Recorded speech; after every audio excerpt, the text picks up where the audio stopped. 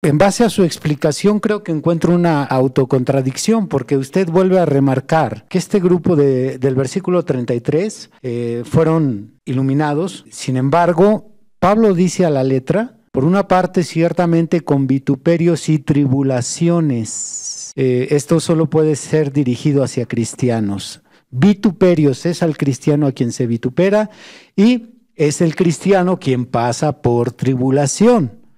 Y aparte Pablo añade, llegasteis a ser compañeros. Quiero preguntarle entonces, esta gente que usted explica que fue iluminada, pero nunca fue salva, quiero preguntarle cómo es que vinieron a ser compañeros de los cristianos. Dice Pablo que estaban en una situación semejante. ¿Pudiera explicarme eso, por favor? Bueno, compañeros no es sinónimo de salvados. Hay que aclarar eso. Lo que sigue dice de los que estaban en una situación semejante. Pasar por pruebas no es sinónimo de ser cristiano, tampoco. Recuerdan la situación. Esta era una generación que conoció a Cristo. Eran hebreos, no eran gentiles. Eran gente que conocían la ley muy bien, toda la ley judía, los 613 mandamientos de la ley judía. Ellos estaban muy enterados y conocían muy bien la palabra de Dios. Habían rechazado al Mesías con todas las oportunidades que tuvieron, algunos de ellos incluso de ser testigos. Entonces el punto aquí es, llegaron a ser compañeros porque ellos habían estado por un tiempo escuchando a Cristo y a los contemporáneos de Cristo, pero ahora aquí hasta se habían comportado por un tiempo porque abrazaron la fe por un tiempo, pero luego se apartaron. Fueron compañeros de la situación en la que otros también estuvieron que sí eran auténticos. Sin embargo, el versículo 34, hablando del mismo grupo, Pablo dice, porque de los presos también os compadecisteis, y el despojo de vuestros bienes sufristeis con gozo, sabiendo que tenéis en vosotros una mejor y perdurable herencia en los cielos. Creo que Pablo continúa hablando de las mismas personas en el verso 34, de las cuales se refiere en el verso 33, a menos que usted me diga que ya son otras personas. Dice, porque de los presos también os compadecisteis y el despojo de vuestros bienes sufristeis con gozo, sabiendo que tenéis en vosotros una mejor y perdurable herencia en los cielos. Obviamente que aquí ya se está refiriendo a otro grupo, ya viene hablando de otro grupo. Recuerda que aquí el autor juega con ambos grupos, está hablándole a una misma audiencia que tenían en común, que eran hebreos, que conocían la ley y que algunos habían sido participantes de la obra de Dios. Es como todo, usted como pastor predica en la iglesia, muchos son verdaderamente cristianos y muchos no lo son. Y tú amonestas en forma general a todos, como que algunos reciben la palabra y tú amonestas a todos dando por sentado que todos son cristianos genuinos. Sin embargo, eso es difícil de discernir de parte del exponente de la palabra de Dios, al igual que del escritor. Es muy difícil saber a quién se refiere específicamente en este versículo. Pues yo creo que siguiendo las reglas de la gramática no es nada complicado. Es usted el que está forzando el texto para acomodar cada versículo a un grupo según usted lo quiere acomodar. Porque si seguimos las reglas de la gramática, es muy sencillo. En reglas de la gramática necesitamos forzosamente un inicio que dé comienzo a una oración nueva. Y aquí Pablo, cuando dice en el versículo 34, porque de los presos también os compadecisteis, se está dirigiendo al mismo grupo que les dice en el verso 33, por una parte, ciertamente con vituperios. No hay ninguna palabra que haga el cambio de oración gramaticalmente para dar a entender que Pablo se dirige a otra persona. Por lo tanto, creo que está forzando el texto para que diga otra cosa. Sí, ciertamente, estoy de acuerdo. No hay ninguna frase que esté empezando una nueva oración, pero tenemos la frase en el medio del versículo que dice, sabiendo que tenéis una mejor y perdurable herencia en los cielos. Es decir, que hay una promesa en los cielos para ese grupo. Por lo tanto, se está refiriendo a un grupo de cristianos que son salvos hasta la perdurable herencia en los cielos. Y en el versículo 39 dice, nosotros no somos de los que retroceden, sino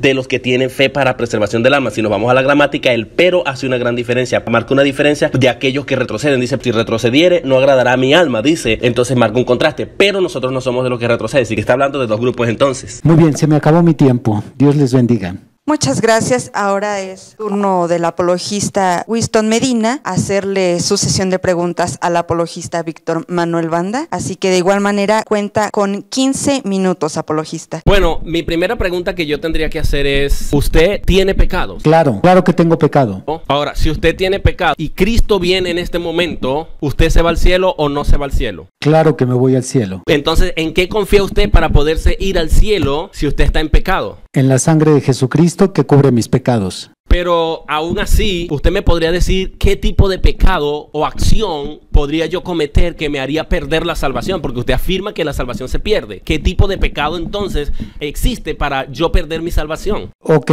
le respondo brevemente de dos formas. En Mateo capítulo 12, el Señor Jesús menciona un pecado imperdonable que es la blasfemia. Y como segunda respuesta, nosotros los que creemos que la salvación se pierde, no afirmamos que determinada cantidad de pecados son los que causan que la salvación se pierden. Más bien es un rechazo a la obra salvífica lo que causa que la salvación se pierda. ¿Esa es su respuesta? Sí, si la quiere más amplia me dice. Sí, pero de todas maneras no tiene sentido. Entonces usted está afirmando de alguna manera que la salvación no se pierde, porque tiene que haber un pecado, un accionar del cristiano. Usted habla del pecado no perdonado. ¿Se refiere a la blasfemia del Espíritu Santo en ese caso? La salvación se puede perder porque Jesús estaba hablando en Mateo capítulo 12 a un grupo de judíos que vivían la ley. Y sabemos que Pablo explica en el libro de los Romanos, en diferentes capítulos, que durante un tiempo, principalmente el capítulo 2 y 3, aquella nación fue justificada por la ley. Así que ellos eran salvos, pero al mismo tiempo estaban cometiendo el pecado de blasfemia. Allí es donde viene la advertencia de que ese pecado no sería perdonado ni en este siglo ni en el venidero. Así que ahí podemos encontrar una referencia que la salvación se puede perder. En segundo lugar, usted se empeña en querer encontrar una lista de pecados para que nosotros, supuestamente, de allí nos agarremos para asegurar que esto es lo que causa que la salvación se pierda. Pero una cantidad de pecados no causa que la salvación se pierda. Bueno, has dicho que Pablo dice en Romanos en alguna parte, pero no has dicho exactamente el capítulo y versículo, porque lo que yo encuentro en el capítulo 3 es que ninguno ha sido justificado por la ley, tanto judíos como gentiles, no hay justo ni aún uno, y que más bien Pablo habla en toda la carta a los romanos que solamente se justifica uno es por la fe, por medio de la gracia. No hay ningún texto que soporte tu idea, así que eso es un error. Así que me hubiese gustado que me hubiese dicho el capítulo y versículo donde diga que la nación de Israel fue justificada por la ley, porque ninguno pudo. Más bien la ley tenía el propósito, como dice Pablo en Gálatas capítulo 3, de encerrar todo bajo pecado para que ninguno se justificara ni se jactara delante de la presencia de Dios. Así que no encuentro sentido en tus palabras. Y respecto al segundo punto, recuerda que Juan dice que el que es de Dios, el que es nacido de Dios permanece. El que se va es porque nunca fue de Dios, nunca nació de Dios. Así de sencillo, no era de nosotros. No hay ni un solo versículo bíblico en el Nuevo Testamento, aparte de ese, que diga que el cristiano sido regenerado, nacido de Dios, nacido de nuevo, pueda negar a Cristo, pueda rechazar a Cristo o pueda incluso blasfemar contra el Espíritu Santo, porque si entendemos como blasfemia el rechazo de la obra de Cristo, que era muy evidente, entonces mi pregunta es, ¿cómo entonces usted demuestra con un versículo bíblico que la salvación se puede perder con un caso de un cristiano que haya blasfemado contra el Espíritu Santo?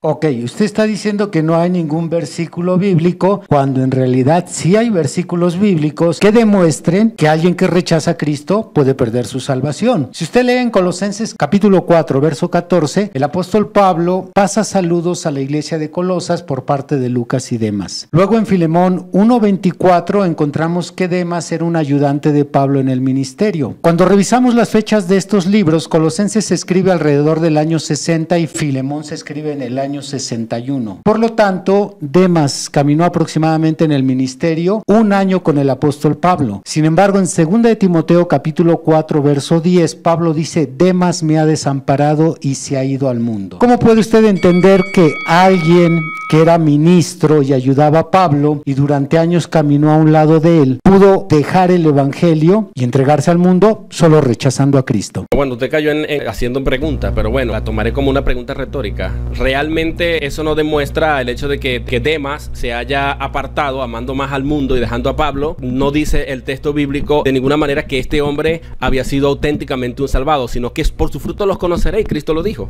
Así que eso no es un argumento muy válido, y ahí no habla de la blasfemia contra el Espíritu Santo que usted dice que podemos cometer, porque más bien Cristo dijo en Mateo 7:21, lo dijo claramente: nunca los conocí, y hacían milagros, hacían señales, prodigios y todo esto, y creían que eran salvos, y hasta lo hacían en el nombre del Señor Jesús. Podríamos decir que Demas pudo haber sido uno de ellos, y a la larga Jesús nunca los conoció, y la evidencia está en que no permaneció. Pero ahí no habla de la blasfemia del Espíritu Santo, o sí habla de la blasfemia contra el Espíritu Santo. No, pero creo que el hecho de que la Biblia nos diga que ese pecado no se va a perdonar, no tenemos que encontrar forzosamente una referencia bíblica si Jesús ya lo está diciendo, y también en el mismo capítulo encontramos a los que están blasfemando contra el Espíritu Santo. ¿Quiere usted, aparte del mismo capítulo 12, otra referencia? Sí, pero ahí no estaba hablando de cristianos. Recuerda que la generación vino con los que recibieron a Cristo, con los que creyeron auténticamente, comenzando con sus discípulos, la generación que creyó en el tiempo de Cristo, luego en el libro de los Hechos con el derramamiento del Espíritu Santo, recibieron poder y Dios promete, y Pablo dice que Dios es poderoso para guardar nuestras almas hasta el último día,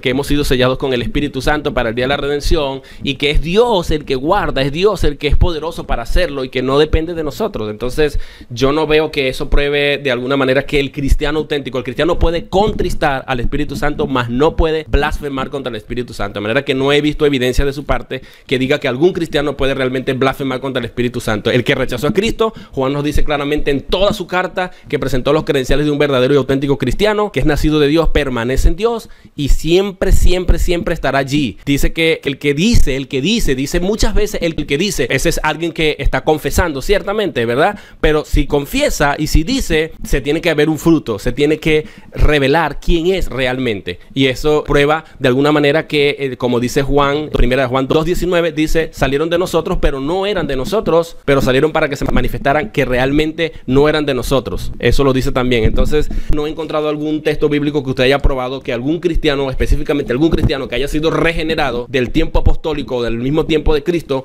haya perdido su salvación por blasfemar contra el Espíritu Santo particularmente. Sin embargo, el texto que le di de Demas, usted lo descarta y da su explicación. En otras palabras, nos está diciendo, yo estoy seguro que Demas no tuvo su conversión, aunque claro, no lo demuestra, pero está diciendo que Demas no tuvo su conversión. Sin embargo, Pablo no dice eso. Pablo camina con Demas durante 2 años y usted dice que no hay texto bíblico para respaldar que el hecho de que se haya ido al mundo no equivale a haber rechazado a Cristo, cuando 1 de Juan capítulo 2 dice, el que ama al mundo no tiene el amor del Padre en él. Entonces, no podría encontrar otra referencia más clara que esa. Sí, pero Juan explica que el que niega al Señor, al que niega al Hijo, tampoco tiene al Padre y tampoco tiene al Hijo. O sea, el que tiene al Hijo no puede negar al Señor, no puede rechazarlo. Juan, lean la primera carta, segunda y tercera carta de Juan. Lo dice claramente, que el cristiano auténtico no puede ni siquiera apartarse de Dios, que Él permanece. Dice, pero sabemos que el Hijo de Dios ha venido y nos ha dado entendimiento para conocer al que es verdadero y estamos en el verdadero, en su Hijo Jesucristo. Este es el verdadero Dios y la vida eterna. Por lo tanto, Juan en toda su carta nos dice que el cristiano auténtico cree continuamente en Cristo. 1 Juan 5:1, comienza a amar a los cristianos, esa es la evidencia, el fruto. 1 Juan 5:1, no practica el pecado. 1 Juan 3:9, 5:18, aunque eventualmente peque, no practica con ventaja y alevosía, no practica voluntariamente, que contradice a Hebreos capítulo 10 versículos 26 y 28 que usted ha citado. Que tiene el Hijo, tiene victoria contra el mundo. Estas son características y un perfil de los que han nacido de Dios. 1 Juan 5:4, tiene victoria contra el mundo.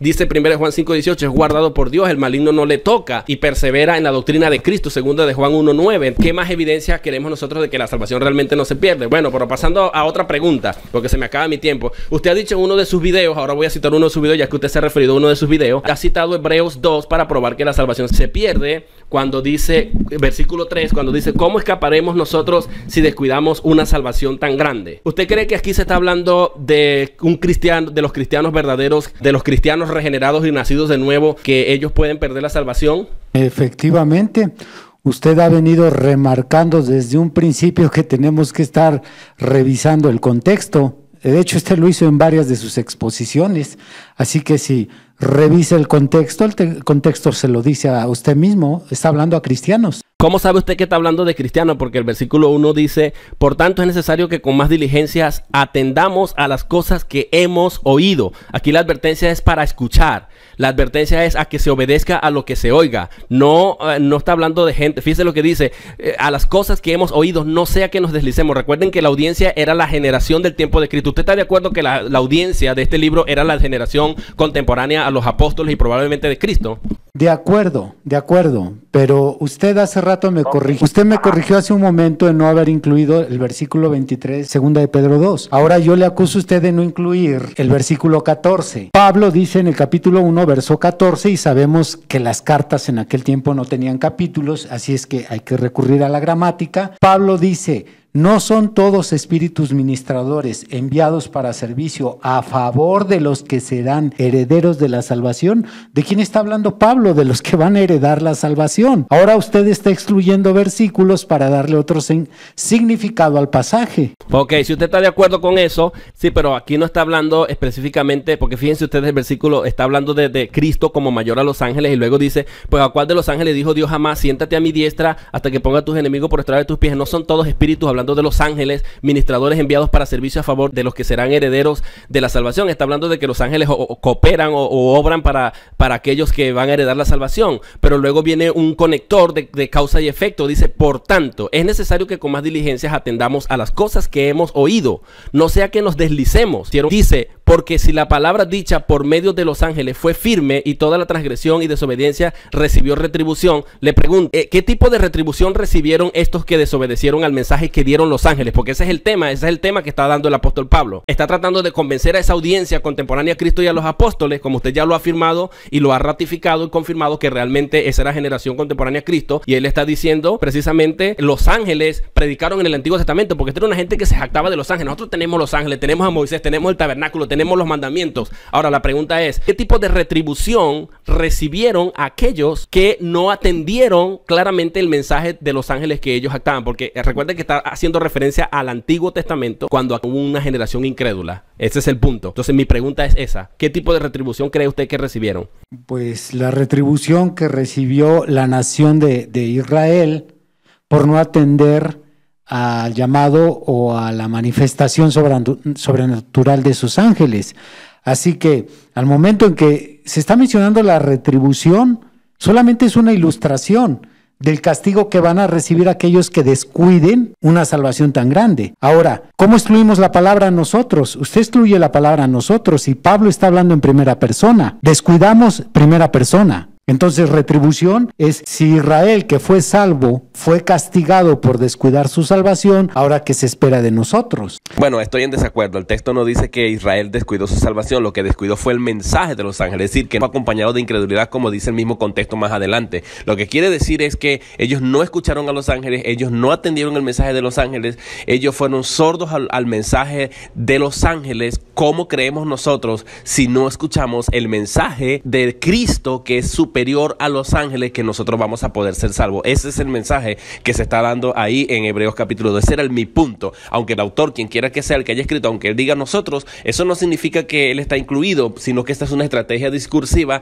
porque él está dirigiendo el mensaje como hebreo, desde su perspectiva hebreo, a un grupo de hebreos que algunos eran cristianos y otros no eran cristianos. El punto aquí es que hubo un grupo de la nación de Israel que escucharon el mensaje de los ángeles y desobedecieron, no lo atendieron. Mientras que hubo un grupo que sí atendió el mensaje de los ángeles, no recibieron ningún tipo de consecuencia o retribución. Ahora, si ellos descuidaron el mensaje de los ángeles, el mensaje dado por los ángeles, aquí no está hablando de la salvación entonces, sino del mensaje que viene a dar Cristo, que es superior a los ángeles. Por eso el capítulo 1 es importante, el contexto, como usted mismo me lo ha dicho. El contexto habla de que Cristo es superior a los ángeles. Si estos que recibieron un mensaje de los ángeles, que son inferiores a Cristo, recibieron consecuencias, ¿cuánta mayor consecuencia vamos a recibir nosotros si escuchamos el mensaje de Cristo y no recibimos a Cristo, no lo aceptamos como el Mesías, el esperado y el Salvador? Por tanto, no se puede estar refiriendo a gente crédula, a gente que fuera creyente. Aunque el autor se incluya, recuerden que esto no era una epístola, no era una carta, aunque nosotros nos referimos a ellas como una carta. Esta era una homilía, y una homilía era un discurso, un tipo de sermón o discurso, ya sea oral o escrito. Esto era un discurso escrito, el autor no sabía quién iba a recibir esto,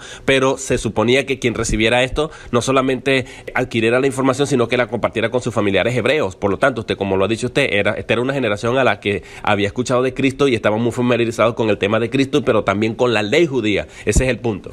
Se acabó el tiempo de usted. Vamos a continuar ahora con la primera refutación del apologista Víctor Manuel Banda al apologista Winston Medina. Tiene 10 minutos a partir de ahora. Muy bien, vamos a retomar parte de lo que acaba de exponer el apologista y teólogo Winston Medina, ya que él viene remarcando constantemente las promesas que hace el Señor de vida eterna, no vendrán a condenación. Quiero preguntarle a usted y refutar al mismo tiempo este tipo de versículos que usted usa como una evidencia de que la salvación no se puede perder. Le pregunto, ¿todo este tipo de promesas ¿acaso no se da usted cuenta que estas promesas están condicionadas en la época en que se mencionaron y que dichas promesas pueden cambiar a futuro? Tomemos ejemplos claros. El Señor prometió infinidad de veces a su pueblo darles una tierra que fluía leche y miel, ser el Dios de ellos, prometió sanidad, bendición, prosperidad. Podemos ir a Deuteronomio 28 y 29 y ver promesas de bendición y advertencias de maldición. Sin embargo, a pesar de que Dios prometió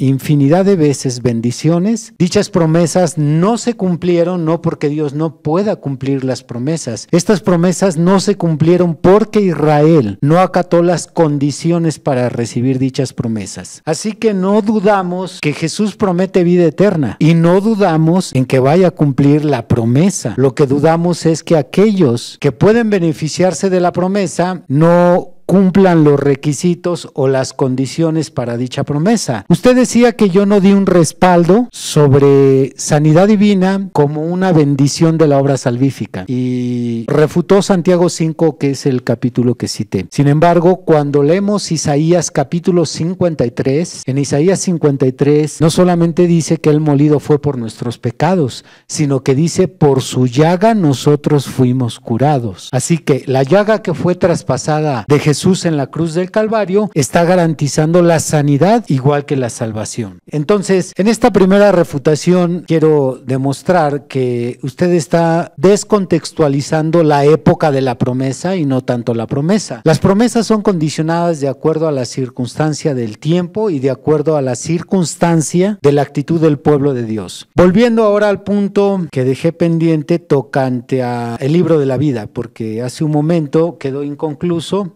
el tema de que el libro de la vida, según su explicación, es un equivalente a un cuadro de honor. No escuchamos ningún versículo que respaldara dicha interpretación. Sin embargo, aquí tengo en Apocalipsis 3:5 la escritura que dice: el que venciere será vestido de vestiduras blancas y no borraré su nombre del libro de la vida y confesaré su nombre delante de mi Padre y delante de los ángeles. Esta promesa, no borraré su nombre del libro de la vida, creo que es una garantía clara de que Dios se compromete a que la persona, a pesar de que ya tiene su nombre en el libro de la vida y que el día del juicio, cuando ese nombre sea pronunciado, esa persona podrá salvarse. Esta advertencia o más bien sería esta promesa, que al mismo tiempo se puede interpretar como advertencia. No borraré su nombre del libro de la vida, es contextual con la advertencia de Éxodo capítulo 32, verso 33, en donde Moisés dice: el que pecare contra mí, a este raeré yo de mi libro. Por lo tanto, tratar de darle un significado diferente a estos versículos es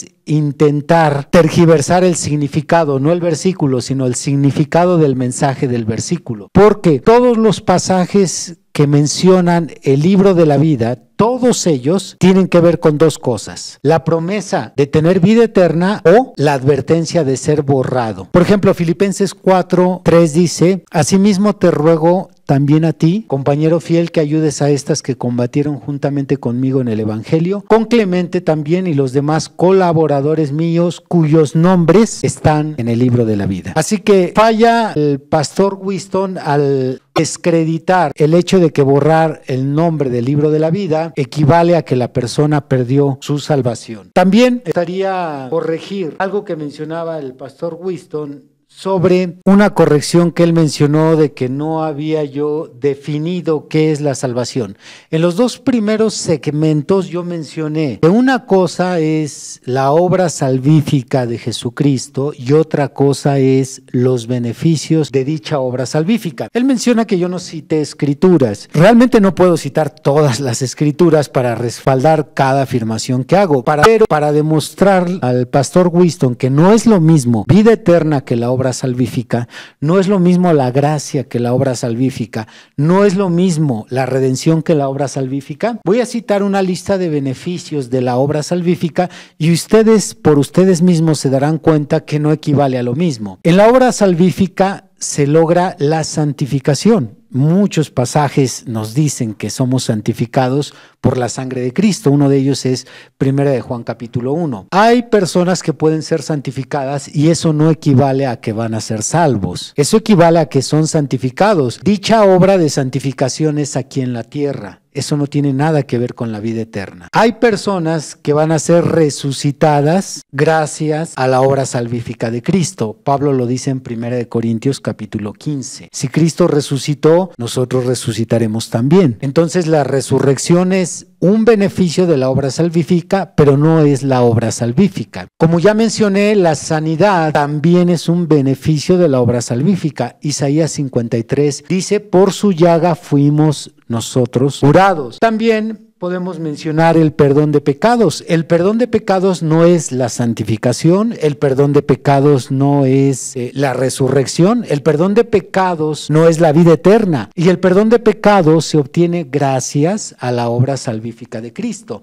Puedo continuar citando más cosas que son beneficio de la obra salvífica de Cristo y que no son la obra salvífica. Ahí es donde yo mencionaba que mis hermanos predicadores, mis consiervos, que creen que la salvación no se puede perder, confunden los conceptos, relacionan conceptos que no son lo mismo, solamente están vinculados, pero no son lo mismo, y allí es donde ellos apuntalan su doctrina, como escuchamos al pastor decir que no se puede perder la vida eterna porque Jesús prometió la vida eterna, cuando la vida eterna no es la salvación. La vida eterna es un beneficio de la salvación, y la salvación es la entrega expiatoria de Cristo en la cruz del Calvario en beneficio de nosotros. Por lo tanto, estos tres errores que vine mencionando en cada una de mis exposiciones están confirmados en las exposiciones que nos ha presentado el pastor Winston. Él falla constantemente en confundir los conceptos, diluirlos en sus explicaciones, y falla también en su razonamiento deductivo. Hasta aquí mi refutación. Le cedo ahora la palabra al apologista Winston Medina, que tiene oportunidad de su primera refutación y también cuenta con 10 minutos a partir de ahora. Adelante. Voy a tener que reescribir mi respuesta porque no logré escuchar la argumentación de mi compañero anteriormente. Él compara Deuteronomio 28 con lo dicho por Cristo en Juan desde el capítulo 3 al capítulo 17. En esto él falla. ¿Por qué?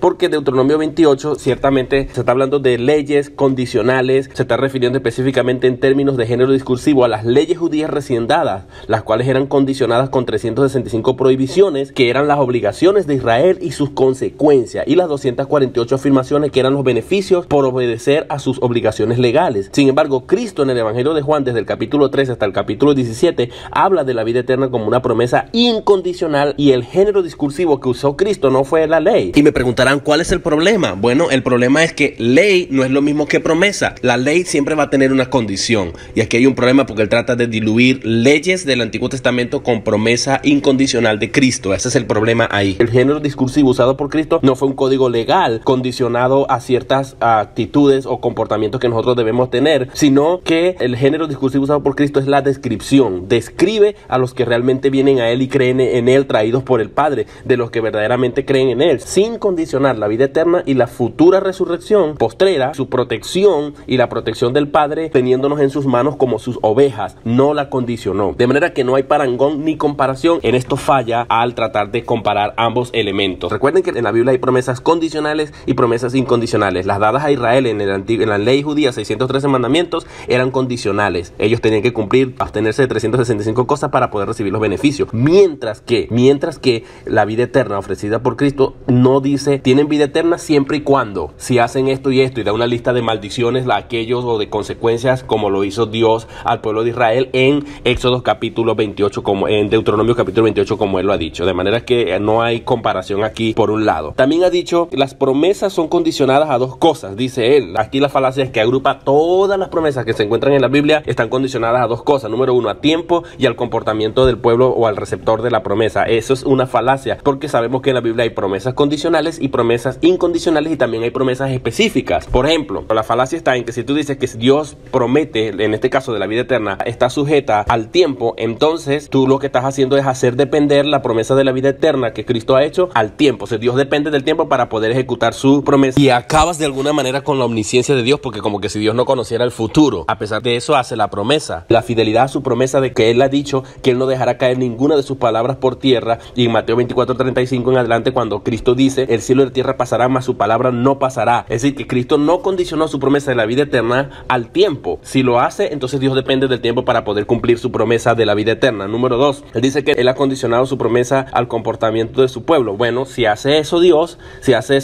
lo hizo, repito, acabas de alguna manera con la omnisciencia de Dios, porque como que si Dios no conociera el futuro, a pesar de eso hace la promesa, pero no es comparable a la promesa incondicional. Repito, las promesas son condicionales e incondicionales y específicas. En este caso Jesús está hablando de que Él le daría vida eterna y no habla ni condiciona la promesa siempre y cuando se comporten así o hagan esto o hagan aquello, porque si me fallan les voy a quitar la vida eterna. Ya no sería vida eterna, sería absurdo, sería totalmente descabellado pensar de esa manera, sino que la obtenemos porque el Padre nos trae a Cristo y este nos da vida eterna y la resurrección en el día postrero sin condicionarla ni al tiempo ni a nuestro comportamiento. La Biblia no dice eso, no lo puede probar, así que en esta interpretación falla mi oponente nuevamente. Habla y vuelve a mencionar el libro de la vida, porque yo he dicho, y como él mismo lo ha afirmado, yo no estoy afirmando categóricamente, yo dije es mi opinión personal, que el hecho de no ser borrado el libro de la vida se trata de una de las recompensas. Yo di razones por las que él nada más agarra esa parte de borrado, pero olvida la segunda parte que dice, y confesaré su nombre delante de mi Padre y de los ángeles. Si a usted no le parece una honra que Dios tenga que confesar su nombre delante de Dios y de los ángeles, yo no sé a qué llamar honra, porque nosotros honramos a Dios al confesar el nombre de Dios. Dice Filipenses capítulo 2, desde el versículo 5 en adelante, que nosotros confesamos, dice que en su nombre toda rodilla se doble y todo nombre confiese que Jesucristo es el Señor para gloria de Dios Padre. Nosotros confesamos a Cristo, el nombre de Cristo, para honrarlo y en una manera de exaltar a Cristo. Entonces yo no puedo creer que tú estés tratando de cortar el versículo y nada más encerrarte en la parte que dice será borrado del libro de la vida, pero no ves la otra parte. Además, es bien sabido que en el círculo donde se cree que la salvación se pierde, la gente se entrega, se descarría, se vuelve a aceptar a Cristo, vuelven a rechazarlo, lo vuelven a aceptar, lo vuelven a rechazar. Hay una especie de gimnasio. Cada vez que alguien se descarrió, Dios lo borra del libro, y cada vez que se reconcilia, Dios lo vuelve a anotar, y se volvió a descarriar y Dios lo borró y luego Dios lo volvió a anotar. Eso no tiene sentido. ¿Acaso Dios hace eso? Borra y anota. Eso no tiene sentido. Has dicho que es paralelo a Éxodo capítulo 32-34, que dice que al que pecare raeré de mi libro, pero te olvidas que ahí en el capítulo 33 de ese mismo Éxodo que él cita, el mismo autor está diciendo que Dios halló gracia y que basada en esa gracia que él halló, entonces Dios va a hacer ¿qué cosa? Va a ayudar al pueblo y ya no lo va a condenar y lo va a reservar como un pueblo especial para él. Por otro lado, está citando Filipenses capítulo 4. Se está distorsionando el significado del mensaje, porque en Filipenses 4 habla de algunos fieles que colaboraron con Pablo, que combatieron en algunas batallas, y algunas mujeres, y entre ellos hombres como Clemente, cuyos nombres están inscritos de la vida. Bueno, eso me da la razón a mí. La razón por la que están en el libro de la vida es precisamente, primero, porque están salvos, y segundo, porque han combatido juntamente con el apóstol Pablo. Entonces tienen como recompensa el permanecer en el libro de la vida, de manera que esto no está probando nada tampoco. Por otro lado, dijo que me corregía a mí sobre que él no había definido la salvación, ya que él dice, yo dije que la obra salvífica es una cosa y otra los beneficios. La pregunta que yo le haría entonces es, ¿cómo te salvas? ¿Cómo te salvas? ¿Te salvas creyendo? ¿Cómo se tiene la vida eterna? Creyendo. Aquí hay dos preguntas que hacerse. ¿Cómo nos salvamos? Nos salvamos creyendo. Según Efesios capítulo 2, versículo 8-9, dice que nosotros somos salvos por gracia, por medio de la fe. La fe es un sinónimo de creer. Y Jesús dice que el que cree en mí tiene vida eterna. Es decir, que las dos cosas, tanto la salvación como la vida eterna, la recibo en el mismo momento en que yo ejercito mi fe sobre Cristo. Cuando yo pongo mi fe sobre Cristo, inmediatamente recibo la salvación y recibo la vida eterna. La salvación y la vida eterna ocurren en el mismo momento de la conversión. Por tanto, como dice Hebreos 5:9, Jesús es autor o fuente, porque en el original griego dice fuente, autor o fuente de eterna salvación. Yo pregunto, ¿cuándo es que se recibe el beneficio de la vida eterna de la obra salvífica o de la salvación? ¿No es acaso cuando se cree? Bueno, ¿cuándo entonces se recibe la salvación? ¿No es acaso cuando se cree? Conclusión, la salvación y la vida eterna son equivalentes, porque el autor a Hebreos 5:9, repito, llamó la salvación como la salvación eterna, que Jesús es autor de eterna salvación. Dice, mi oponente pide que yo haga una cita de que hay una diferencia entre de obra salvífica o salvación y vida eterna, pero dice, yo no puedo citar versículos por cada afirmación que haga. ¿Cuál es el problema entonces con esto? O sea, lo que me estás diciendo es, no puedo respaldar con la Biblia mi sofisma filosófico, y especialmente cuando se trata del tema principal. Él está tratando de separar estos dos elementos para poder probar su tesis. Si tú quieres probar su tesis, me callarías la boca si me citaras un texto de la Biblia que diga, una cosa es la salvación y otra cosa es la vida eterna. O sea, no puedes respaldar con la Biblia tu sofisma filosófico que tratas de pasar como una teología o doctrina. Luego dice, pero sí puedo citar una lista de beneficios, y se darán cuenta que no equivale a lo mismo. Entonces saca una lista de beneficios. Hay personas que pueden ser santificadas, pero no equivale a ser salvos, cosa que el texto bíblico no lo dice. Y además te contradices, porque dices, podemos ser santificados y no ser salvos, pero me estás diciendo que la santificación es un beneficio de la salvación, es un beneficio de la obra salvífica. Entonces, ¿cómo quedamos aquí? ¿O es un beneficio y lo recibo porque soy salvo, o soy santificado y luego puedo ser salvo o no ser salvo? Yo no entiendo eso. Eso es absurdo y no tiene ningún sentido. Los únicos que son santificados es producto de la salvación. La santificación es producto de la salvación. Por eso Romanos, en uno de esos capítulos, dice que tener como fruto la santificación, debido a que nosotros ya hemos sido salvos. La santificación es un fruto. Pablo dice en 1 Corintios 15, cita él, que hay personas que resucitarán. La resurrección es un beneficio de la obra salvífica. En eso sí estoy de acuerdo, pero es una promesa más bien. A mí me gustaría verla más como una promesa o una recompensa por creer en Cristo, porque en Juan capítulo 6 dice Cristo que el que cree en él tiene vida eterna, y yo le resucitaré en el día postrero. Es un beneficio de esa fe que hemos ejercido en él. Habla también de la sanidad citando Isaías 53:5, pero bueno, Mateo capítulo 8 versículos del 16 al 8 solamente aplicó la parte A de este versículo. Se refirió solamente que Cristo hacía milagros, señales y prodigios solamente en su tiempo mientras estuvo vivo, pero no dijo nunca Mateo que también lo hizo como pagando en la cruz por nuestras enfermedades, como ya yo lo he dicho en otras ocasiones. En mi canal de YouTube tengo un video donde explico explícitamente las razones por las que Isaías 53 no aplica para la sanidad de nuestro cuerpo. Habla también del perdón de pecados. Dice, el perdón de pecado no es la vida eterna. En eso estoy de acuerdo. El perdón de pecado no es la vida eterna. Pero aquí lo que yo estoy viendo es que me acusa de que yo confundo los conceptos, pero el que está confundiendo los conceptos es él. Pero ¿quién es el que trata de ver la vida eterna como un beneficio de la obra salvífica y no como el resultado de creer, al igual que la salvación que se obtienen al creer en el mismo momento? Es usted el que está tratando de hacer ver esto. No hay sinónimo o comparación, porque Jesús no dijo, al que cree en mí tiene perdón de pecado. Fíjense, si nosotros hacemos la pregunta a los beneficios que él ha listado, podemos decir, Jesús no dijo, el que cree en mí tiene perdón de pecado, el que cree en mí lo santificaré, el que cree en mí le doy sanidad. Él no dijo eso. Lo que él dijo es, el que cree en mí tiene vida eterna. Lo mismo que dice en Juan 6:46 y en Juan 11:35, todo el que vive y cree en mí tiene vida eterna, no morirá jamás. Y también lo dice Efesios 2:8-10, que Dios nos dio vida juntamente con Cristo, fuimos salvos por fe, por gracia, por medio de la fe, y esto no es de nosotros, es don de Dios. Es Dios el que ha puesto en nosotros el deseo de que queramos a Cristo y que confiemos en él, y que lo ha hecho solamente en la obra de Cristo, en la gracia que Dios nos ha concedido en él. Tú has concluido, la vida eterna no es la salvación, sino un beneficio de la salvación. Entonces, con esta afirmación estás afirmando que la salvación y la obra salvífica es lo mismo, diluyendo dos conceptos. Pero su libro favorito, que es Hebreo, le refuta su idea al decir Hebreos 5:9 que Jesús es autor o fuente de eterna salvación, como ya lo he dicho, fuente de eterna salvación. O sea, si la salvación es solo la entrega de Cristo, como él lo ha dicho, la entrega de Cristo en expiación por los pecados, y esta es descrita en Hebreos 5:9 como eterna, entonces Jesús se está sacrificando día tras día para poder salvarnos. Eso no tiene sentido. Les aseguro que no. Más bien, Hebreos 5:9 está dejando bien claro que la salvación es eterna porque descansa en la fuente que es Cristo. Además, la Biblia no dice que la vida eterna es un beneficio de la salvación. Eso lo quiero dejar bien claro. La Biblia no dice en ninguna parte que la vida eterna es un beneficio de la salvación, sino más bien que es el resultado de creer, de acuerdo a Juan capítulo 3:16, al igual que la salvación, de acuerdo a Efesios 2:8-10. Tanto la salvación como la vida eterna se obtienen solamente creyendo. Eso está bien claro. Y Pablo habla en Efesios 2:8-10 que es esa fe y esa gracia la pone Dios mismo en nosotros, comparado con lo que dice Cristo en Juan 6, que el que viene a él viene porque el Padre es el que lo trae. Y cuando cree en Cristo, entonces Cristo le da vida eterna y le da la promesa de la resurrección. Así que mi amigo queda totalmente refutado. Él también se empeña en que nosotros tenemos 3 errores, pero ya vemos cómo es él mismo el que se ha enredado en su propia filosofía llena de muchísimos huecos, como ya lo hemos visto aquí.